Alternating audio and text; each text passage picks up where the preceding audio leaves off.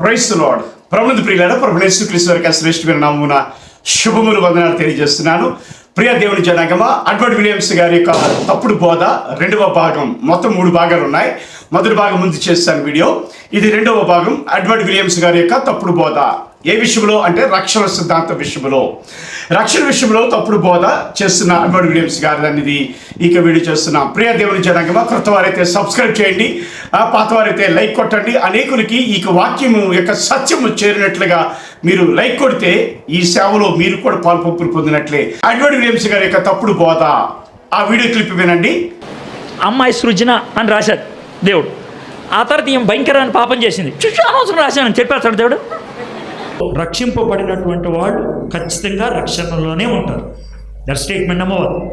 దేవుడు పదే పదే తప్పులు చేసేవాడిని, లేకపోతే తప్పులు చేసిన వ్యక్తి వెనక్కి రాకుండా ఉన్నవాడిని ఇప్పుడు యోనాకి ఏ విధమైనటువంటి సిచ్యువేషన్ క్రియేట్ చేశాడో అదే క్రియేట్ చేస్తాడు. బయట తుఫాన్ క్రియేట్ చేస్తాడు, బయట ప్రాబ్లమ్స్ క్రియేట్ చేస్తాడు, బయట ఇష్యూస్ క్రియేట్ చేస్తాడు. దాన్ని బట్టి చచ్చినట్టు వెనక్కి తిరిగేటట్లు చేస్తాడు. క్లాసిక్ ఎగ్జాంపుల్ నేను ఇవ్వగలిగేది ఏంటంటే శాంసన్ ఎంపిక చేయబడ్డ వ్యక్తి అయితే పదే పదే పాపం చేస్తున్నాడు. దేవుడు ఏం చేశాడు? అతన్ని అతి నీచమైన సిచ్యువేషన్లోకి తీసుకెళ్ళిపోయాడు. అతనికి గొలుసులు కట్టి కళ్ళు పీకేసి పప్పు రుబ్బు ఇచ్చే పరిస్థితి ఇచ్చాడు. అక్కడికి వెళ్ళిన తర్వాత పశ్చాత్తాపం వచ్చింది. ఆయన పశ్చాత్తాపడ్డాడు, ప్రార్థన చేశాడు. కానీ ఈ ప్రాసెస్లో దేవుడు ఏం చేశాడు? సంసోన్ని చంపేశాడు. ఎందుకని? వదిలేస్తే మళ్ళీ వెనక్కి వెళ్ళి ఉండేవాడు. మనకు తెలియదు. సంసోను ఖచ్చితంగా పరలోకంలో ఉంటాడు. విన్నారు కదా, ఒక అమ్మాయి పేరు చెప్పి ఆ అమ్మాయి భయంకరమైన పాపం చేసింది, అయితే రక్షణ చెరిపేస్తాడా దేవుడు అని ప్రశ్నించాడు. కాబట్టి ప్రియ దేవుని జనాంగమా, ఈయనకేం తెలియదని చెప్పానట ఫస్ట్ వీడియో అంటే రక్షణ అంటే ఏంటో తెలియదని చెప్పాను. రెండోది రక్షణలో దేవుని ఉద్దేశం ఏంటో తెలియదని చెప్పాను. మూడోది రక్షించబడిన విశ్వాసులో రక్షణ ప్రణాళిక ఏంటో తెలియదు అని చెప్పాను. సంసోను విషయంలో వీడియో చూశారు కదా. సంసోను కూడా ఎన్నిసార్లు పాపం చేసినా దేవుడు శిక్షకిస్తాడట, విశ్వాసులైన సంసోను ఎవరైనప్పటికీ కూడా. కానీ రక్షణను చెరిపేయడు, లేకపోతే తుడిచిపెట్టాడు అన్నట్లుగా ఈయన 2 వీడియోలు కూడా బోధలు కనబడుతున్నాయి. కాబట్టి ప్రియ దేవుని జనాగమ, రండి, రక్షణ ఉద్దేశములు ఎన్ని అంటే 4 రక్షణ ఉద్దేశాలు ఉన్నాయి. ఏంటట? దేవుడు మానవుల్ని, విశ్వాసుని కాదు, మానవుల్ని రక్షణలోనికి పిలవటానికి కారణం 4 రకాల ఉద్దేశాలు. మనుషుల్ని, మానవ జాతిని రక్షించాలన్న దీనిలో దేవుని ఉద్దేశాలు 4 ఉన్నాయి. అందులో మొదటిది ఏంటంటే ఆదాములో చచ్చిపోయిన దైవిక బీజము తిరిగి మానవునిలో పునర్నిర్మించటం అనేది దేవునికి ఉద్దేశం, రక్షణకు ఉద్దేశం. ఏంటండి? దేవుడు ఆదాముకి ఏం చెప్పాడట? ఆ పండు తిని దినమున మంచి చెడు తెలివించి వృక్షఫల విషయంలో ఆ పండు తిని దినమున నీవు నిత్యంగా చచ్చదు అని చెప్పాడు. ఎప్పుడైతే ఆదాము ఆ పండు తిన్నాడో ఆ శాపం, దేవుడు విడుదల చేసిన శాపం ఆపాదమైంది. ఆదాము నుండి దైవిక జీవము లేకపోతే దైవిక బీజము చచ్చిపోయింది. కనుక అప్పటి నుంచి ఆదాము ఆయుష్ ప్రమాణము పరిమితం అయిపోయింది. నిశ్చితంతో ఉండే ఆయుష్ ప్రమాణం అనేది పరిమితం అయిపోయింది. చావు అనేది, మరణం అనేది సంప్రాప్తమైంది. కనుక మొట్టమొదటిది ఏంటంటే ఆదాము దేని చేత చేయబడ్డాడు? మట్టి బొమ్మ, దేవుని ఊపిరి అంటే దేవుడి జీవము చేత చేయబడ్డాడు ఆదాము. కనుక ఆ దేవుని జీవము చేత జీవించు ప్రాణి అయిన ఆదాము ఏం చేశాడట? దేవుడు తినతోని పడు తిన్న తర్వాత దేవుడు విధించిన శాపం ప్రకారంగా చచ్చాడు. అంటే ఆదాములో దేవుని యొక్క జీవము చచ్చిపోయింది. కనుక ఆ చచ్చిపోయిన జీవము తిరిగి పునర్నిర్మించి పునఃస్థితి స్థాపన జరిగించి ఆ వ్యక్తిని ఆ దైవిక బీజం కలవాడిగా, దైవిక జీవం కలవాడిగా చేయటానికి మొదటి ఉద్దేశం. రండి ప్రియమేటి వల్ల. అందుకే తీతుకు రాసిన పత్రిక 3:5 తీతుకు రాసిన పత్రిక 3:5 మనము నీతిని అనుసరించి చేసిన క్రియల మూలంగా కాక తన కనికరము చొప్పుననే పునర్జన్మ సంబంధమైన, పునఃస్థితి స్థాపన సంబంధమైన అని అర్థం. పునర్జన్మ సంబంధమైన అంటే పునర్జన్మ సంబంధమైన అంటే అర్థం ఏంటి? పునర్జన్మ అంటే ముందుండే జన్మ. ఆదాము పాపి కాకముందు ఉండే ముందుండే జన్మ ఏంటట? దేవుని కుమారత్వం అనే జన్మ. దేవుని కుమారుడికి ఎలా నిరూపించబడ్డాడు? దేవుడు సర్వజ్ఞాని కనుక సర్వజ్ఞానిగా ఆరోపించబడిన క్వాలిటీస్ ఆదాములో కనబడ్డాయి కనుక దేవుడి కుమారుడు అని చెప్తున్నాం ఒకటిగా. రెండోది, దేవుడు ఆయన జీవంతో చేశాడు కనుక మొదటిగా ఆదాము దేవుని కుమారుడు అయితే ఆదాములో దేవునికి ఆరోపించబడిన సర్వజ్ఞాని అనే ఆరోపణ, అట్రిబ్యూషన్ అనేది కనబడింది కనుక దేవుని కుమారుడిగా ఆదాము మొదటి జన్మలో ఉన్నాడని అర్థం. అంటే మొదటి జన్మలో చచ్చిపోయి మళ్ళీ బ్రతకడం కాదు, ఒకే ఉనికి. ఏమండి అంటే ఇప్పుడు ఏంటంటే ప్రీమేట్ వల్ల చెప్పొచ్చుది ఏంటంటే ఆదాముకి దేవుడు గాఢ నిద్ర కలుగు చేశాడు. మనుషులుగా నీవు కానీ నేను కానీ గాఢ నిద్రలోకి వెళ్ళిపోతే ఏం జరుగుతుందో, ఇంట్లో ఏం జరుగుతుందో, మన ప్రక్కన ఏం జరుగుతుందో కూడా తెలియదు. కానీ దేవుడు ఆదాముకి గాఢ నిద్ర కలుగు చేసి ఏం చేశాడట, అవ్వమ్మను చేసి ఈ ఆదాము యొక్క తిన ఎముకలో ప్రకటెముకను ఆ మాంసం తీసి ఆ అవ్వమ్మను పూడ్చి ఏం చేశాడు, బ్రతికించి అవ్వమ్మను తీసుకొచ్చాడు. ఎక్కడ తీసుకొచ్చాడు? ఆదాము దగ్గరికి తీసుకొచ్చాడు దేవుడు. దేనికి? పేరు పెట్టడానికి. కనుక ఇప్పుడు ఆదాము ఏమంటాడు, నా ఎముకలో ఎముక, నా మాంసమును నరునిలో నుండి తీయబడ్డావు కనుక నీవు నారి అనబడదు అన్నాడు. అంటే నాలో నుంచి తీయబడ్డావు అంటే అర్థం ఏంటంట, గాఢ నిద్ర అయినా దేవునికి మరుగైంది ఏది కూడా ఎలాగైతే లేదో ఇప్పుడు ఆదాములో కూడా ఆ ఆరోపణ కనబడుతుంది. ఆదాముకి కూడా గాఢ నిద్ర అయినప్పటికీ కూడా మరుగైంది లేదు అన్నది కనబడుతుంది. కనుక ఆదాము సర్వజ్ఞాని అని దేవుని కుమారుడు, సర్వజ్ఞాని. ఇంకేమంటాడట, తన తండ్రిని విడిచి వీళ్ళు ఏక శరీరమే ఎందురు అని మాట అన్నాడు అక్కడ. అంటే ఫ్యూచర్ భవిష్యత్తు కూడా ఇటు కూడా చెప్పగలిగాడు ఆదాము. కనుక ఆదాములో దైవికత్వం అనేది, దైవిక జీవం అనేది ఉన్నది కనుక ఆదాము దేవుని కుమారుడాన్ని ఆరోపించడానికి ఈ ఒక్క సర్వజ్ఞానాన్ని అట్రిబ్యూషన్ చాలు అని చెప్పొచ్చు. ఇంకొక మాట ఏంటంటే, ఈ జీవకోటికి, జీవరాశులకి, సమస్తానికి కూడా పేర్లు పెట్టింది కూడా ఆదామే.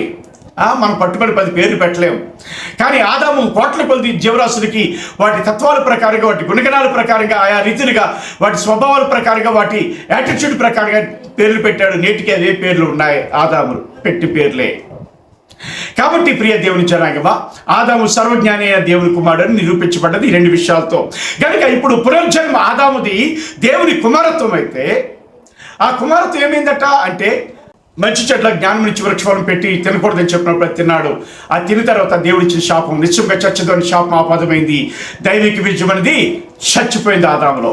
కాబట్టి ఆ దైవిక బీజమును ఇక రక్షణ ఉద్దేశం ఏంటట, లోపల ఉండే మనుషులందరూ, మానవ జాతి యొక్క రక్షణ ఉద్దేశం ఏంటట అంటే, ఏ దైవిక బీజం అయితే మానవుల్లో చనిపోయిందో అది తిరిగి పునర్నిర్మాణము లేకపోతే పునర్జన్మింపబడటానికై దేవుని ఉద్దేశము ఈ రక్షణ యొక్క ఉద్దేశంలో మొదటిది. దానికే వాక్యం ఉంది కదా, చెప్పాను. తీతుకు రాసిన పత్రిక 3:5 మనము నీతిని అనుసరించి చేసిన క్రియల మూలంగా కాక తన కనికరము చొప్పుననే పునర్జన్మ సంబంధమైన అంటే పునఃస్థితి స్థాపన సంబంధమైన స్నానము ద్వారాను అంటే బాప్తిస్మం ద్వారాను పరిశుద్ధాత్మ మనకి నూతన స్వభావం కలుగు చేయడం ద్వారాను మనలను రక్షించాను. అంటే క్రీస్తుతో కూడా బ్రతికించబడుట. ఎఫెసీయులకు రాసిన పత్రిక 2:1-8 ప్రకారంగా సందర్భము మరియు సీక్వెన్స్ ప్రకారంగా రక్షింపబడుట అంటే క్రీస్తుతో కూడా బ్రతికించబడుట. దేని నుండి అంటే పాపము నుండి, మరణం నుండి క్రీస్తుతో కూడా బ్రతికించబడుటే రక్షింపబడుట, రక్షణ అనేది. ఇది ఎడ్వర్డ్ విలియమ్స్ గారు కానీ మిగతా వారికి కానీ, ఇక జాన్ కాల్వినిజం పాటిస్తున్న వారికి తెలియదు. మొదటిది ఈ పునఃస్థితి స్థాపనలో ఏం జరిగిందట. రెండోది అంటే దేవుని కుమారత్వం మరలా ఆపాదించబడింది. దేవుని కుమారత్వం ఆపాదించబడినది. కనుక ఈ దేవుని కుమారత్వం అంటే ఏంటి అంటే చెప్పాను కదా, దేవుని కుమారుడు నిరూపించాను కదా, అది కనుక దేవుని నిత్యత్వం కలిగిన దేవుని కుమారత్వం అనేది మరలా ఆపాదించబడి దేవునితో తిరిగి సమాధాన పరచబడుటే దేవుని ఉద్దేశం. అంటే మానవ జాతి ఆదాము చేసిన పాపమును పోలి పాపం చేస్తున్నారు కనుక, జన్మ కర్మ పాపములు ఉన్నాయి కనుక వారిలో దైవిక బీజమును, దైవిక కుమారత్వమును మరలా నెలకొల్పి మరలా కుమారులుగా చేసుకుని తనతో సమాధాన పరచుకోవడం అనేది దేవునికి ఉద్దేశములో 2వ ఉద్దేశం. రక్షణ యొక్క ఉద్దేశంలో 2వ రక్షణ ఉద్దేశం.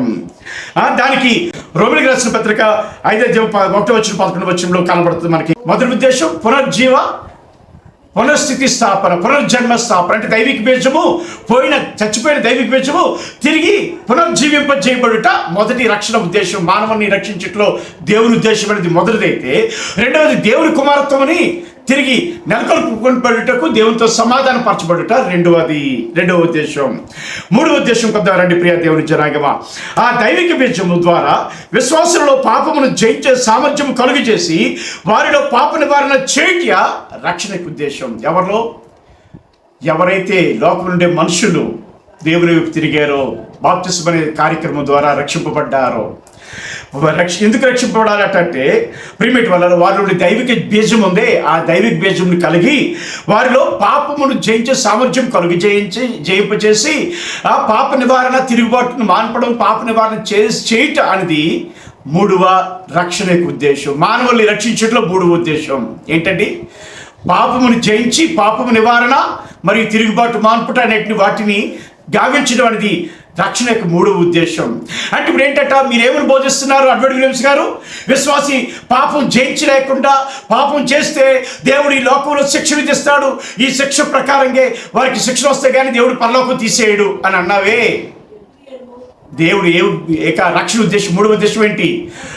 విశ్వాసులో దైవిక బీజం నెలకొల్పి దాని ద్వారా పాప నివారణ, తిరుగుబాటు మానుపుట, ఈ రెండు కార్యాలు కూడా విశ్వాసంలో గావించి అప్పుడు మోక్షానికి తీసుకెళ్ళడం అనేది రక్షణ ఉద్దేశంలో మూడవ ఉద్దేశం. ఇది తెలియక నువ్వేం చెప్తున్నావు అంటే ప్రోత్సహిస్తున్నావు.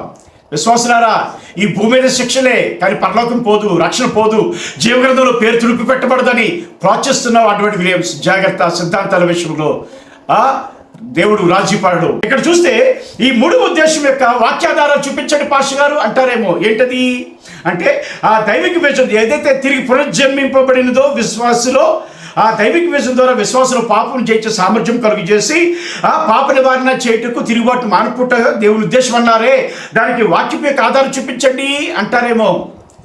యోహాను రాసిన మొదటి పత్రిక 3వ అధ్యాయము 9-10 వచనాలు చదువుకోండి. దేవుని మూలంగా పుట్టినవాడు పాపం చేయజాలడు, ఎందుకంటే ఆయన దైవిక బీజం నిలిచిన కనుక అన్నాడు. చూసుకో ఒకసారి వెళ్ళి. దైవిక బీజం ఏం చూపిస్తుందట?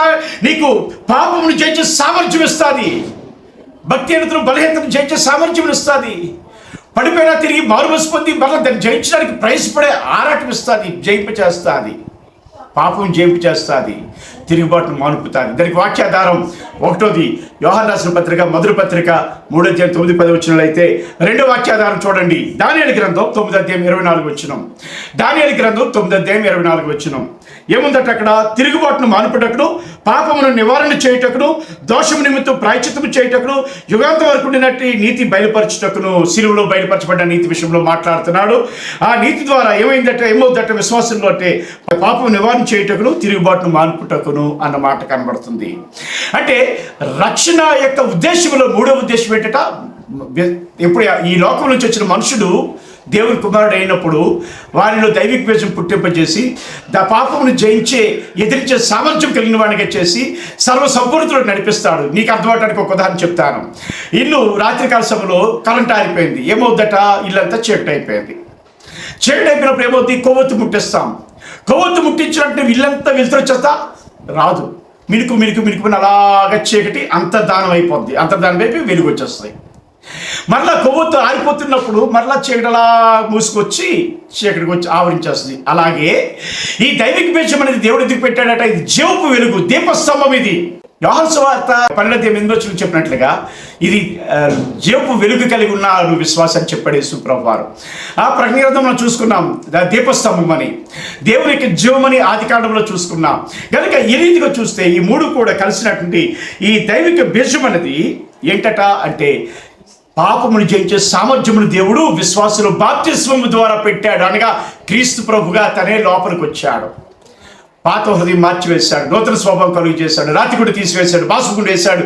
ఆయనే మనలో నివసించి పాపమును జయించడానికి తగిన సామర్థ్యమును కలుగు చేసేవాడుగా కనబడుతున్నాడు. కానీ నువ్వు పాపంలో కొనసాగుతున్నా, నువ్వు కావాలని దేవుడి నుంచి దూరం అయిపోతున్నా, నువ్వు ఇష్టానుసారంగా బ్రతుకుచు నేను దేవుని కుమారుడు అనుకున్నా, నువ్వు మోక్షానికి వెళ్ళావు. ఆయన ఉద్దేశం, ఈ మూడవ ఉద్దేశం పాప నివారణ, తిరుగుబాటు మానుపుట నీలో జరిగితేనే. ఇది మూడవ ఉద్దేశం. నాలుగు ఉద్దేశం రండి ప్రియ దేవుని జనాంగమా, నిత్య జీవము అనబడిన వాడబారిని స్వాస్థ్యము విశ్వాసులకు ఇచ్చుటకు. అంటే నిత్య జీవము అంటే పరలోకం, అంటే మోక్షం, అంటే స్వర్గం, అంటే మరి అంతము మరణము లేనిది, శాశ్వత కాలం, యుగ యుగములు, తరతరములు, నిత్యము కూడా, ఎటర్నిటీ అంటారు దాన్ని. అది ఇవ్వటంలో దేవుని ఉద్దేశం. దానికి వాక్యం ఉంది. పేతురు రాసిన మొదటి పత్రిక 1:4 అంటాడు, మృతులలో నుండి యేసుక్రీస్తు తిరిగి లేచడం వల్ల జీవముతో కూడిన నిరీక్షణ మనకి కలిగినట్లు, అనగా అక్షయమైనది, నిర్మలమైనది, వాడబారినది అయిన స్వాస్థ్యము మనకు కలిగినట్లు ఆయన తన విశేష కార్యక్రమం చొప్పున మనలను మరలా జన్మింపజేసిన అన్నాడు. దేని కలిగినట్లట? అక్షయమైన, నిర్మలమైన, వాడబారిన స్వాస్థ్యం అంటే పరలోకం, మోక్షం కలగటానికి. ఇది ఇక దేవుడు రక్షణలో ఉంచిన ఉద్దేశాల్లో ఈ 4 ఉద్దేశాలు, రక్షణ యొక్క ఉద్దేశాలు. ఈ 4 ఉద్దేశాలు తెలిస్తే ఎడ్వర్డ్ విలియమ్స్ గారు మీరు అలా మాట్లాడరు. పాపం చేసినా దేవుడు శిక్షణ ఇస్తాడు తప్ప రక్షణ తీసివేయడు, పరలోకం పోదు అన్న బోధ చేస్తున్న ఎడ్వర్డ్ విలియమ్స్ గారు, మీరు మారు మనసు పొందాలి. రక్షణకు ఉద్దేశములు 4. ఈ ఉద్దేశాలు తెలిస్తే ఎలా బోధించు అడ్వర్డ్ విలియమ్స్, ఈ ఉద్దేశాలు తెలిస్తే ఆ యొక్క జాన్ క్యాల్విన్ కూడా అలాగ బోధించడం తెలుసా? ఓకే, తర్వాత చూస్తే ప్రీమేట్ వలరా నెక్స్ట్ ఏంటంటే రక్షింపబడిన విశ్వాసి పట్ల దేవుని ఉద్దేశము. రక్షింపబడిన విశ్వాసి పట్ల దేవుని ఉద్దేశాలు ఏంటి అంటే, దేవుని చిత్తం అంటామే, నా తండ్రి చిత్త ప్రకారం చేయవాడే నా తల్లి నా సహోదరుడు అంటారు యేసు ప్రభువారు. అక్రమం చేయవారు మీరు ఎవరో తెలియదు, ఎందుకంటే పల్లకు మీద నా తండ్రి చిత్త ప్రకారం మీరు జరిగించలేదు కనుక అక్రమం చేయవారు అంటారు యేసు ప్రభువారు. అక్రమం చేయవారు, లేకపోతే నిర్లక్ష్యం చేయవారు, లేకపోతే విచ్చలవిడిగా జీవించేవారి విషయంలో యేసుక్రీస్తు ప్రభువారి యొక్క స్పందన అది. ఎందుకు అంటే దేవుడు విశ్వాసిని రక్షించట్లో దేవుని ఉద్దేశాలు ఏంటో చూడాలి. రక్షణ ఉద్దేశాలు వేరే, రక్షింపబడిన విశ్వాసంలో దేవుని ఉద్దేశాలు వేరే. ఏంటండి? రక్షణ ఉద్దేశములు 4 అవి వేరే, రక్షింపబడిన విశ్వాసంలో దేవుడు ఉద్దేశించిన ఉద్దేశాలు వేరే. రండి, మొదటిది గాడ్స్ ప్రీ ఎలక్షన్ అంటారు. ఏంటారు? గాడ్స్ ప్రీ ఎలక్షన్ అంటారు. దేవుడు ముందుగా ఎన్నుకున్నాడు మనల్ని. ఎందుకు ఎన్నుకున్నాడు? ఆయన ఉద్దేశం ఏంటి? అది కావాలి కదా. ఎన్నుకున్నాడు కాబట్టి దేవుని కృపచేత మనం ఎన్నుకొనబడ్డాము అని అంటున్నారే, కరెక్టే. కృపచేత కృప శాశ్వతం ఉంటుంది. మినిమం కొన్ని ముసలోళ్ళు, ముడుగోలు, జ్ఞానం లేను, చదువు లేని ఎరుబోగులు ఇటువంటి వాళ్ళు రక్షించబడినప్పుడు వారికి కృప విస్తరించబడతారు. జ్ఞానులు మనం చెప్పుకొని వాక్యపు అవగాహన శైలి దేవుడిచ్చి, లేకపోతే ఒక విధానంలో నడిపించి, ఒక అవగాహనతో కూడిన మంచి జ్ఞానమును ఆ యొక్క అంతర్యమునిచ్చిన దేవుడు కనీసపు స్థాయిలో నువ్వు ప్రయత్నించకుండా నువ్వు విచ్చలవిడి జీవిస్తూ నీకుండే స్థాయి, నీకుండే హద్దులు, నీకుండే పరిమితుల్లో నీవు దేవుని కుమారత్వను నిరూపించకపోతే నీవు ఫలితమేంటి? నరకానికి వెళ్తావు. కనుక రండి, ఇక్కడ దేవుని ఉద్దేశం మొదటిది ఏంటంటే గాడ్స్ ప్రీ ఎలక్షన్. ఏమిటి? తెలియని వారి ఎడ్ల దేవుడు తాలిమి చూపగలవాడు, కానీ తెలిసిన వారి ఎడ్ల తాలిమి చూపగలిగిన వాడు కాడు. కృప విస్తరిస్తుంది ఎప్పుడు? నువ్వు క్షమాపణ కోరి మారుమనసు పొందితే కృప విస్తరిస్తుంది. మరలా బాప్తిసం తీసుకోక్కర్లేదు. స్నానం చేసినాడు మరొకసారి స్నానం చేయవలసిన అవసరం, మొహం కడుకుంటూ చాలని యేసు ప్రభువు చెప్పినట్లుగా. కాబట్టి రండి, గాడ్స్ ప్రీ ఎలక్షన్ అని చూద్దాం. ఎఫెసీయులకు రాసిన పత్రిక 1:6 ఎఫెసీయులకు రాసిన పత్రిక 1:6 ఎలా ఉంది?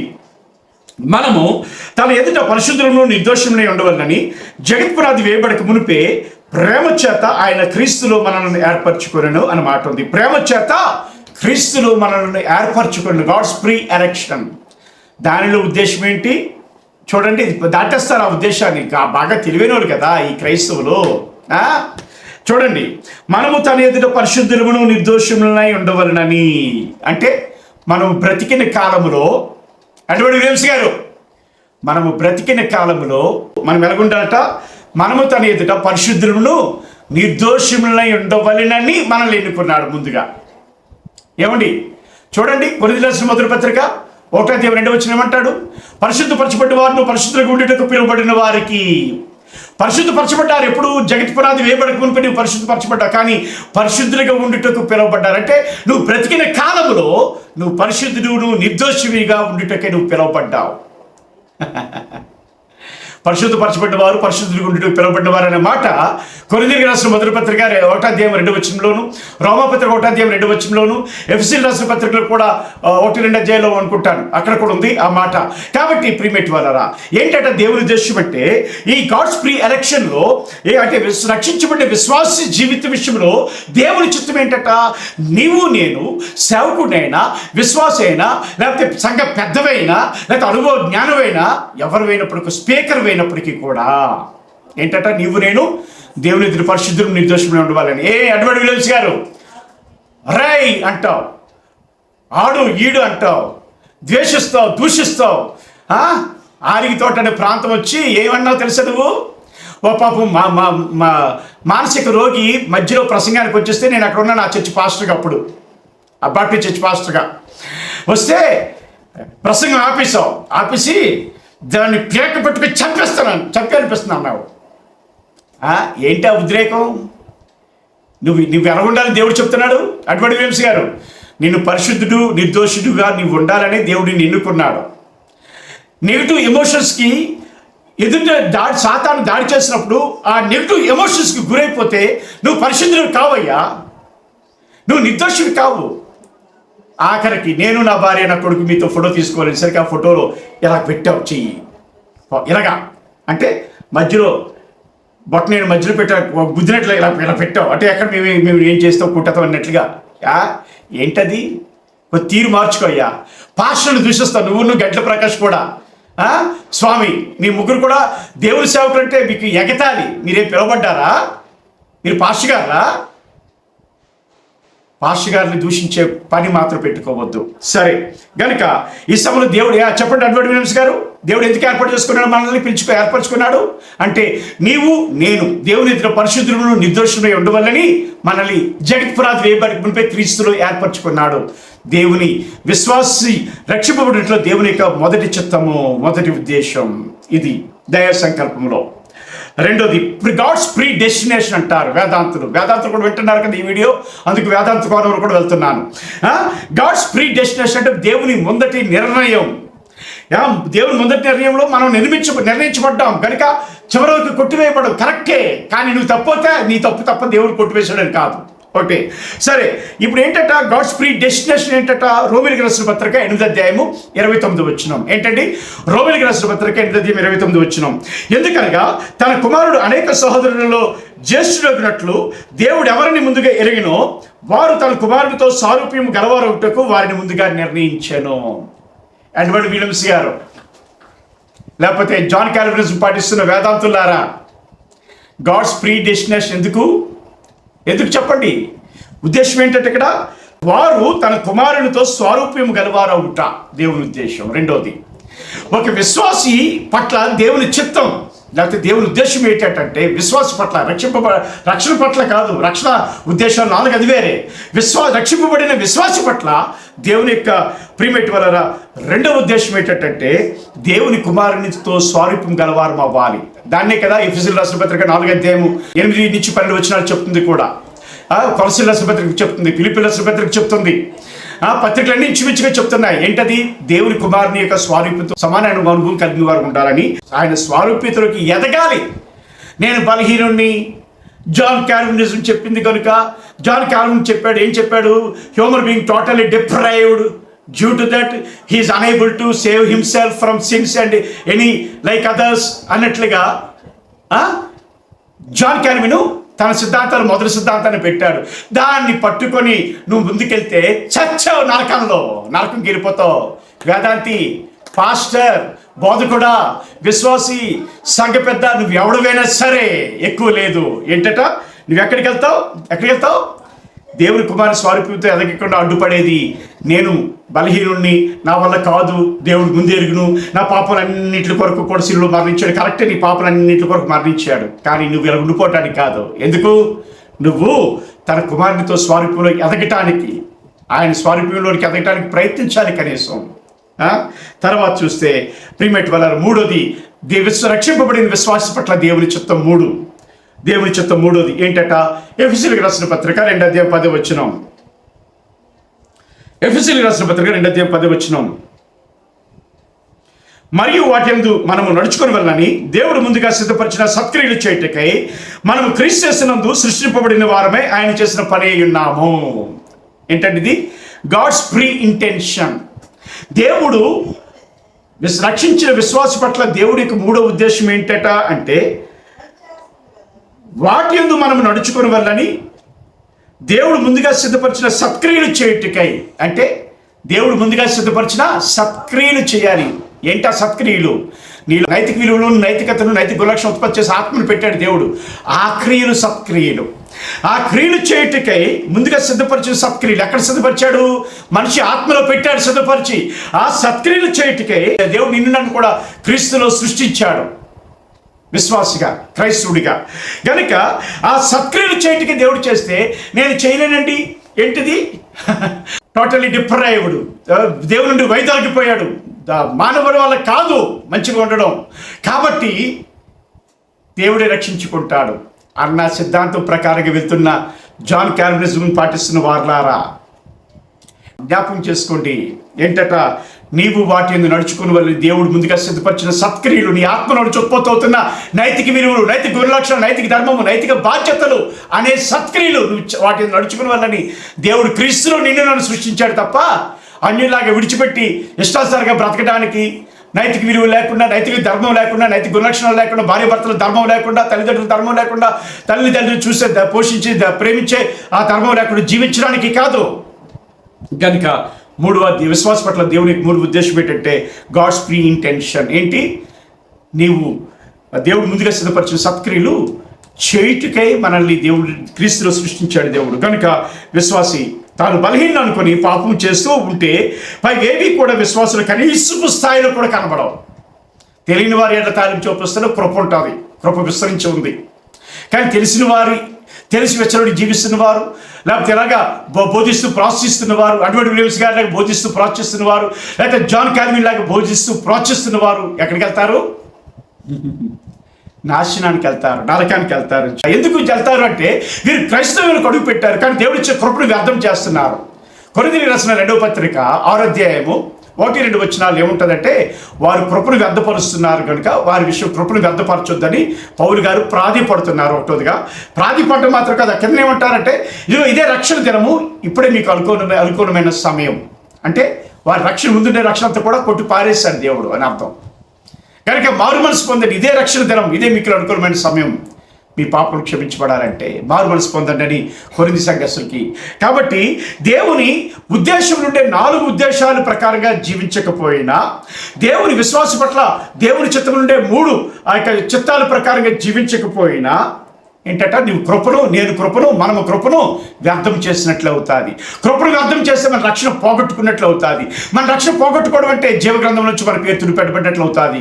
కనుక మారు మనసు పొందుదాం, ఇటువంటి బోధనకి దూరం అవుదాం. అడ్వర్డ్ విలియమ్స్ గారు రండి, దేవుడిచ్చిన రక్షణ నుండి విశ్వాసి వైదొలిగి రక్షణ పోగొట్టుకునే ప్రమాదం ఉంది. దేవుడిచ్చిన రక్షణ ఇక్కడ ఇండియాలో ఫ్లైట్ ఎక్కి అమెరికా వెళ్దామని ఫ్లైట్ ఎక్కితే అమెరికా దీతం కన్ఫర్మే, గ్యారంటీ, అమెరికా తీసుకెళ్ళిపోతుంది విమానం. కానీ మధ్యలో ఆపద జరిగినా, లేకపోతే మధ్యలో మీరు దూకేసినా మనం అమెరికా వెళ్ళలేం కదా. అలాగే రక్షణ కూడా అటువంటిది అని చెప్పడానికి ఇష్టపడుతున్నాను. కనుక ఇలాగా రక్షణ నుండి, యేసుక్రీస్తు నుండి వేరే వైదొలిగిపోయిన వారి పరిస్థితి ఎట్లా ఉంటుందంటే, యోహాను సువార్త 15వ అధ్యాయము 2-6 వచనాలు చూద్దాం.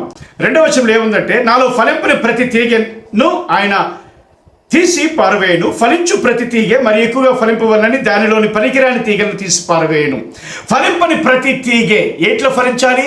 రక్షణ ఉద్దేశాలలో ఫలించాలి, విశ్వాస పట్ల దేవుని చిత్తములలో 3 చిత్తాల్లో ఫలించాలి. నాలో ఫలింపుని ప్రతి తీగ ఆయన తీసి పారవేయను అని మాట ఉంది. తర్వాత 6వ వచనంలో ఏముందంటే, ఎవడైనా ఆయన నిలిచి ఉండని ఎట్లా వాడు తీగవలే బయట పారవేయబడి ఎండిపోవును, మనుషులు అట్టి వాటిని పోగు చేసే అగ్నిలో పారవేతురు, అవి కాలిపోవును అన్నట్లుగా ఉంది ఇక్కడ. అంటే అర్థం ఏంటంటే నరకానికి వెళ్ళిపోతారు. ఎప్పుడు ఆయన నిలిచుండకపోతే, అంటే ఆయనతో అన్యోన్యమైన సాహసం కలిగే వారు ఉండటానికి ఇష్టపడకపోతే, ఆయన స్వారూప్యతలోకి ఎదగకపోతే, ఆయన ముందుగా సిద్ధపరిచి సత్క్రియలు నిలిచుండకపోతే ఏంటంటే మనం ఏం చెప్పబడతాట తీసి పారవేయబడతాం, ఎండిపోయి అగ్గిలు అంటే నరకంలోకి వెళ్ళిపోయే ప్రమాదం ఉందని ఆంథ్రోపాలజీలో చెప్పినట్లుగా మాట మనకు కనబడుతుంది.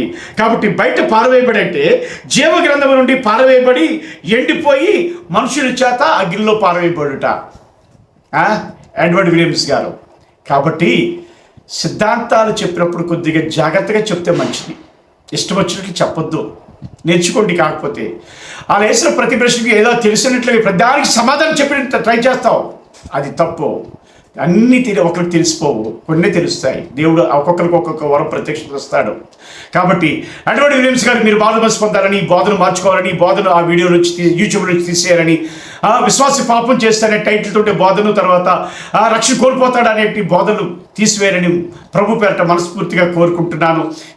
విశ్వాసులు రక్షణలోకి వెళ్ళటానికి నాందిగా ఉండాలి తప్ప పాపంలో మునిగిపోవటానికి నాందిగా చేసి ఈ బోధనలో మీరు ఉండకూడదని మనస్ఫూర్తిగా కోరుకుంటూ ఇక వాక్యాన్ని ముగించుకుంటాను.